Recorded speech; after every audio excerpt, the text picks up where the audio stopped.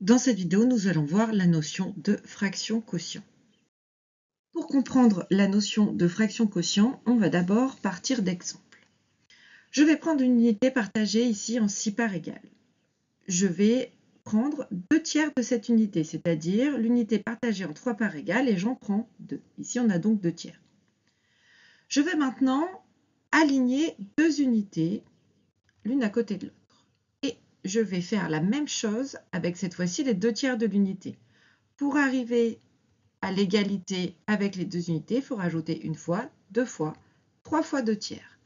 Donc, ici, on remarque que 2 unités, c'est égal à 3 fois 2 tiers. Un autre exemple.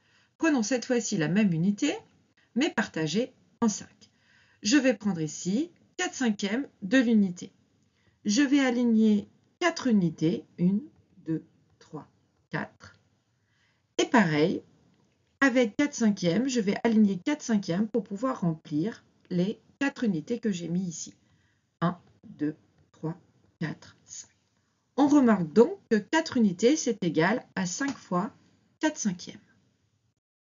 Nous viendrons de voir que 3 fois 2 tiers est égal à 2 unités, que 5 fois 4/5 est égal à 4 unités, et il faudrait aligner 9 fois 2 neuvièmes pour obtenir 2 unités.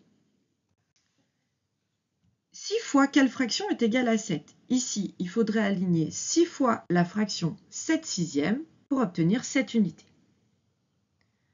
Mais cette question, quel est le nombre qui multiplié par 6 est égal à 7? On sait y répondre depuis longtemps. En effet, pour trouver le nombre manquant dans une multiplication, on fait l'opération réciproque de la multiplication, c'est-à-dire la division. Ici, le nombre manquant, il est égal à 7 divisé par 6. Donc finalement, c'est 6 fois 7 divisé par 6 qui est égal à 7. Or, on a vu juste avant que 6 fois 7/6 est égal à 7. On peut donc en conclure que 7 divisé par 6 est égal à la fraction 7/6. Une fraction est donc un quotient, c'est-à-dire le résultat d'une division. Généralisons tout ça. Une fraction a sur b est donc le quotient de a par b, c'est-à-dire le résultat de la division de a divisé par b, c'est-à-dire le nombre qui multiplié par b est égal à a. b fois quel nombre est égal à a? Pour ça, on a donc 2 solutions pour trouver la réponse.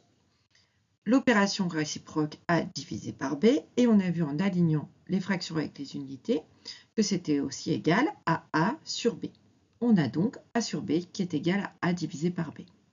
Un exemple peut-être plus clair avec des nombres. 7 fois quoi est égal à 8? 2 solutions. On fait l'opération réciproque 8 divisé par 7, ou alors avec la technique d'alignement des unités avec les fractions, on obtient 8/7. Donc finalement, 7 fois 8/7 est égal à 8 unités. Faisons encore quelques exemples. 4 fois quoi est égal à 20? On fait donc l'opération réciproque de multiplication, 20 divisé par 4, pour trouver la réponse.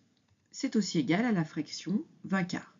La division 20 divisé par 4 se termine, c'est égal à 5, donc ici on obtient un nombre entier. Deuxième exemple.